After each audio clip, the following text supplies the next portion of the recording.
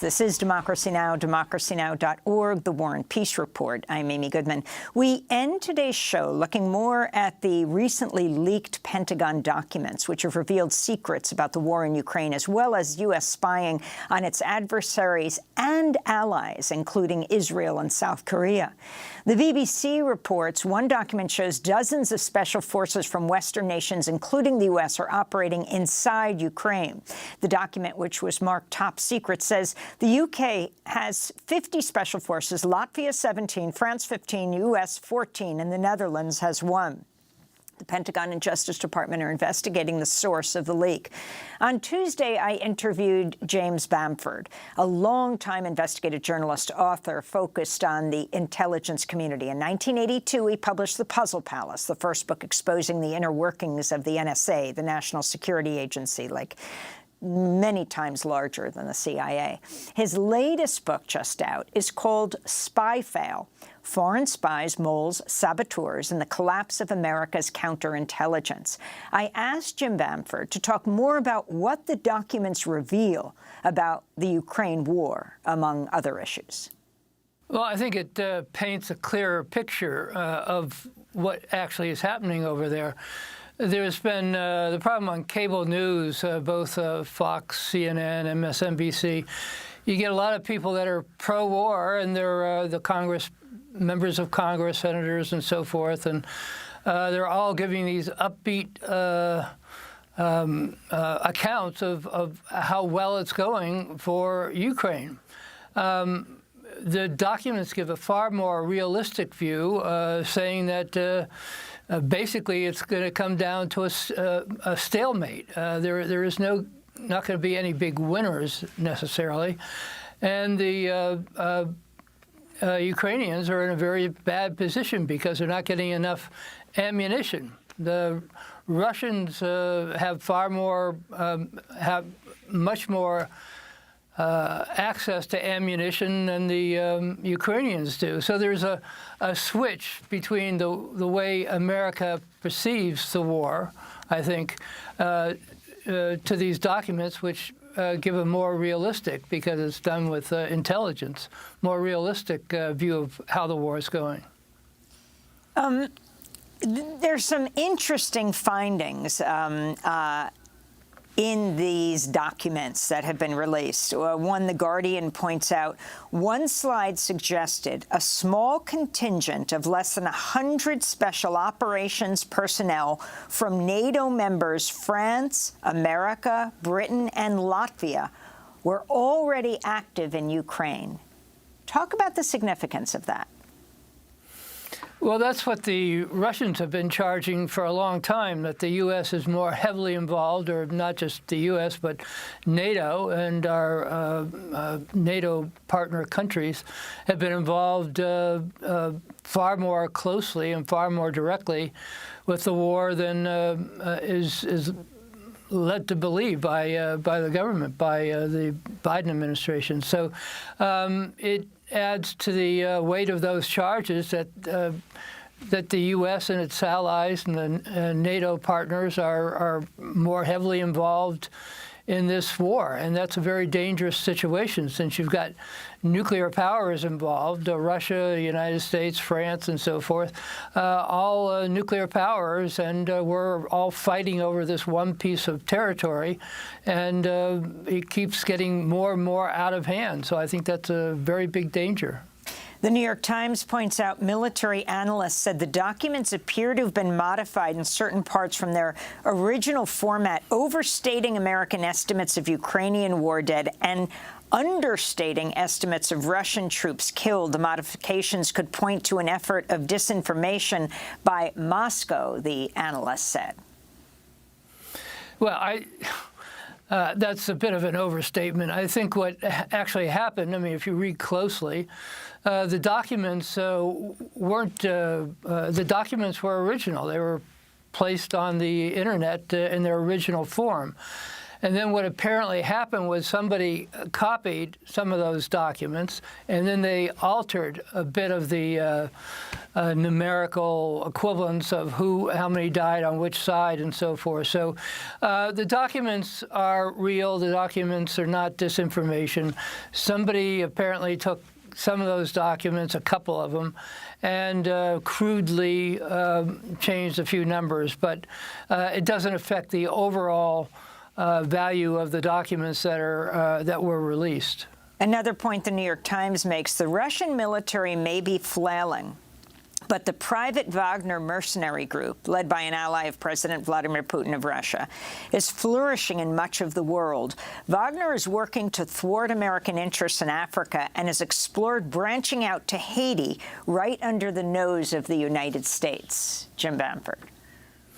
Well, that's been going on for quite some time. It's not just Russia. It's China has been working hard in Africa to develop. I mean, as the U.S. has been bombing Middle Eastern countries and spending trillions and trillions of dollars on these useless wars, we get into the Chinese and the Russians, to a large degree, have been spending billions of dollars ingratiating themselves with African countries, building bridges, building roads, and so forth. So it's not a big surprise that virtually none of the African countries have joined in the embargo of Russia or the sanctions, and that's why the Vice President Harris flew over to Africa to try to bring back some of that goodwill that we have been squandering while we've been launching wars in the Middle East. And then, quoting the Washington Post, the documents also demonstrate what's long been understood but never publicly spelled out.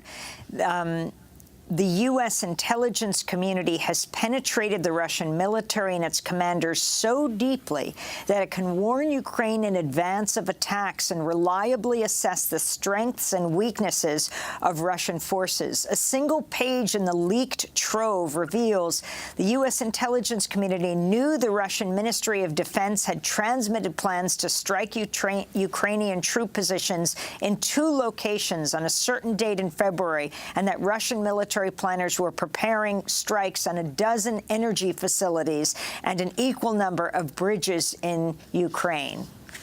James Bamford. Yeah, those are the most significant, I think, of all the revelations, because there's only really 2 ways that the U.S. could have gotten that intelligence. One is through signals intelligence, the NSA, and the other is through human intelligence, basically the CIA. So in either of those cases, what the Russians are going to do once they learn this is do an extensive mole hunt and analysis of their communications. So the mole hunt, they'll be looking for any humans that might be assisting the United States by telling them this information about what the dates and the times of these planned operations, and they'll be checking all their communications facilities, changing their codes and so forth, in case we're getting this information by eavesdropping on their communications, by the NSA picking it up. So in either case, it's bad news for the United States, because we may be losing that whatever source it was that we were getting that information from. And one of the things NBC pointed out was a February 28th document assessing pathways for Israel to provide lethal aid to Ukraine, providing hypothetical situations that might drive Israel from its balancing act between Kyiv and Moscow. Marked secret, the document also suggests what Israeli weapons could be transferred to Ukraine, like Israel's Javelin equivalent and other missile systems. The analysis says the most plausible scenario is that Jerusalem adopts a Turkish model under U.S. pressure. Like Ankara, it would mean that Israel sells lethal defense systems or provides them through third-party entities while openly advocating for peace and offering to host mediation efforts. James Bamford. Well, once again, it shows how widespread the NSA's eavesdropping capabilities are in terms of picking up what's going on within the Israeli Knesset and the Israeli president's office and so forth, or prime minister's office. So it shows the wide variety of how much we're eavesdropping. The United States has been pushing Israel to get more heavily involved in the supply of weapons to and technology to Ukraine, but Israel doesn't want to do it because it doesn't want to anger Russia. Russia is sort of turning a blind eye to Israel's attacks in Syria, and they're afraid that if they overtly aid Ukraine to a much greater extent, then Russia will be angry at Israel and not allow Israel basically to send its fighters into Syria anymore. So it's a complicated situation, but the United States is apparently able to eavesdrop on decisions that are made within the Israeli government. And also this latest news out of these documents that Mossad, Israel's spy agency, the equivalent of the U.S. CIA, was pushing Israelis and fomenting a rebellion against Prime Minister Benjamin Netanyahu for gutting the Israeli judiciary. Well, it shows that we're also eavesdropping on their equivalent of the CIA, basically, the Mossad. And in my book, Spy Fail, I write extensively about how we eavesdrop on Israel. I mean, there's a huge building in the outskirts of Washington, D.C., in Maryland, where the Hebrew linguists are all gathered, and they eavesdrop on whatever communications goes in and comes out of the Israeli embassy. So the U.S. does a great deal of eavesdropping on Israel, both within Israel and of its diplomatic facilities in the U.S. And just to refresh our audience's memory, we last had you on, Jim, as we talked about Spy Fail, your new book, and your revelations about Benjamin Netanyahu's interference with the 2016 election. The media made a lot of allegations that Russia was involved with subverting the U.S. elections in 2016. But just lay out once again for us what you learned about Netanyahu's efforts to support Trump in the 2016 election and the extent to which he went, something that is known by the U.S. government and Congress but not revealed. Well, everybody remembers Russiagate and the hysteria that the news media, mainstream news media, basically focused on that for 2 years, looking under every rock for a Russian spy or Russian collaborator, and they never found any. There never was any collusion between the Trump administration and the Trump campaign and the Russian government. So the Mueller report came up with a blank when it came to Russian collusion. What people don't know, until I reported in my book, is the fact that the Mueller group, the Mueller investigation, was not only looking at Russia, they were also looking at other countries that may have been involved in eavesdropping and spying within the U.S. and also being involved with campaigns. And what they found was that there was an Israeli agent who had been sent over by Prime Minister Netanyahu to collude with the Trump campaign. The idea was that the Israeli agent would pass on intelligence that the Israelis came up with to help this is intelligence on Hillary Clinton, to help the Trump campaign win. And the quid pro quo for that was that the Trump campaign, or President Trump, once he was elected, would recognize Jerusalem as being the sole, basically, possession of Israel. In other words, it wouldn't be divided between Israel and Palestine, which is always would have been the hope to have a peaceful resolution of that. It would be solely Israeli. So that was the deal. And I discovered this by coming across the actual affidavit, FBI affidavit and search warrant The search warrant was for the communications of this Israeli agent, and it laid out in the affidavit, the FBI affidavit, exactly how this plot took place. So it was extraordinary to see that all these 2 years they were doing this investigation on Russia and coming up empty, and they never revealed to the American public the fact that there was this Israeli agent who was deliberately attempting to throw the election for the benefit of Benjamin Netanyahu. So going back, James Bamford, to these latest revelations, I'm wondering, I mean, you have been studying for decades, and Spyfell, your new book, shows this, of course. Wondering what surprised you most, whether it's the scope of the documents across all of these agencies or where they were released on this gaming platform. The name released under, what is it, WOWMAO, W-O-W-M-A-O. Was it the fact that the U.S. government didn't seem on top of it? I think Austin, the defense secretary, was just briefed last week. And what it means, I mean, if they're able to find, and do you think they'll find the person or persons involved with this? Well, basically all those things surprised me. You know, it's the first time I've ever seen documents leaked onto a gaming platform. But if I was to guess, just arbitrarily guess,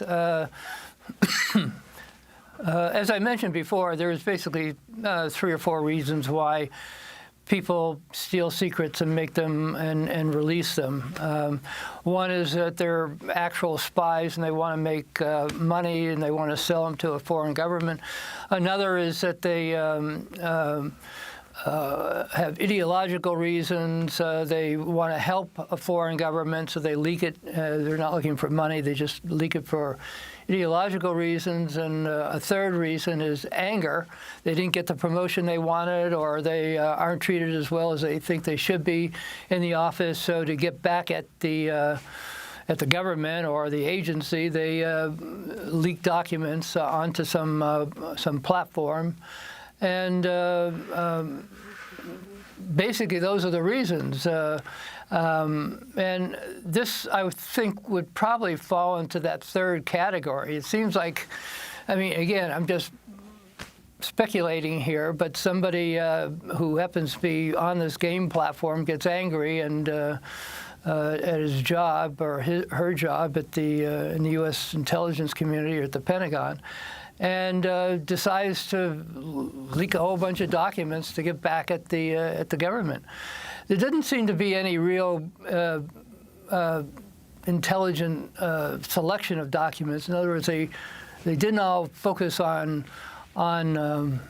Ukraine. So it wouldn't be somebody that's just, I'm just focused on Ukraine because I want Ukraine to win, or I want Russia to win, or I want us to get out of this war, or whatever. It didn't seem like it was directly focused on that. It seemed like the person just sort of grabbed the closest stack of documents on his desk and folded them up. You can see the folding marks, stuffed them in his pocket.